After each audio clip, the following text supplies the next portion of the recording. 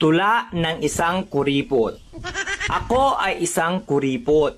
Ako ay hindi madamot. Sa paggastos ako ay natatakot dahil pera ko ay hindi pinupulot.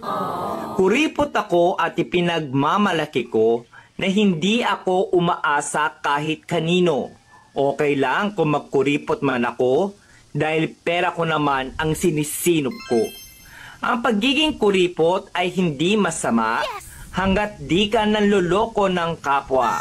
Kaya wala akong dapat ikahiya kung naiinggit sa akin ang madla. Kuripot man ako sa inyong paningin, kinabukasan ko ang aking iisipin. Mga paninira ng iba ay di ko diringgin dahil ang makikinabang nito ay ako rin. Hindi kasalanan na maging kuripot ako, ang masama ay ang pagiging maluho.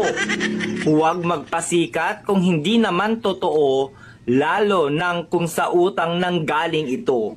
Ako ay kuripot magpakailanman, pera ko ay aking papahalagahan upang may magamit sa kinabukasan at hindi na ako kailangang mangutang.